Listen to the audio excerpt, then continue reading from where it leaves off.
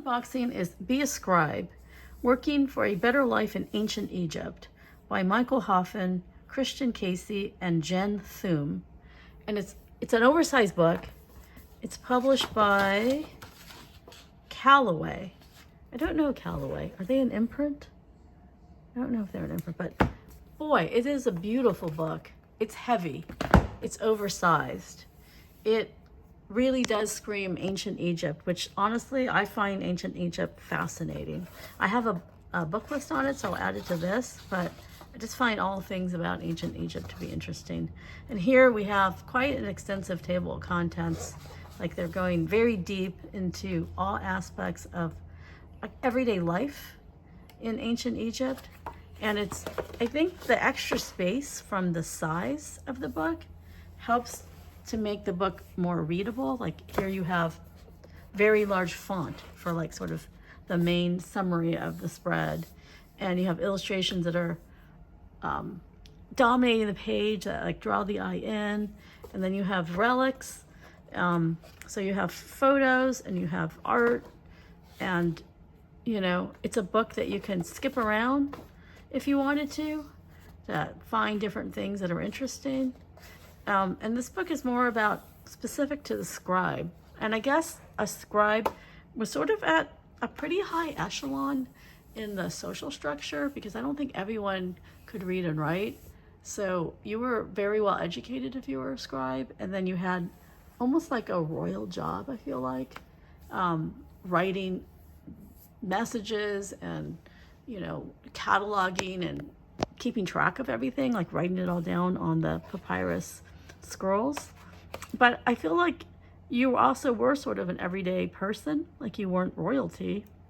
Maybe you were well paid, but you weren't, you know, among the wealthiest. So I feel like if you were a scribe, you got an interesting look at how society ran. You were in, you know, you got to see firsthand, you know, the day-to-day life, as well as, you know, what was going on, you know, in the upper echelons of society, like in the royal court.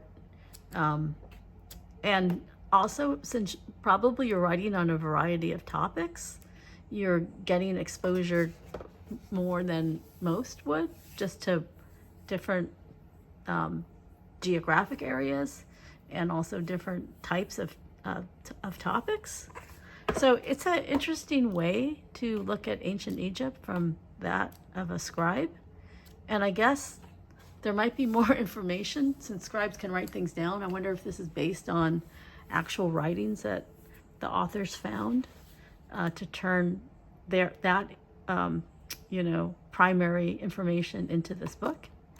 But it is really beautiful and well done.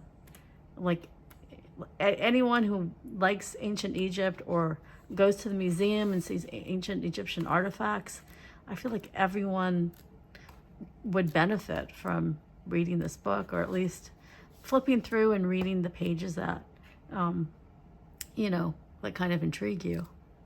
But yeah, I feel like there's, you know, like ancient Egypt is a topic that tends to be pretty popular, and then there's surges of information and interest. Like if there's like a finding like Tutankhamun, like remember when I was like maybe like in elementary school or middle school, and the Tutankhamun tomb was discovered, and then it was just like ancient Egypt mania. It was just like you know, it really kind of, everyone was sort of mad for ancient Egypt.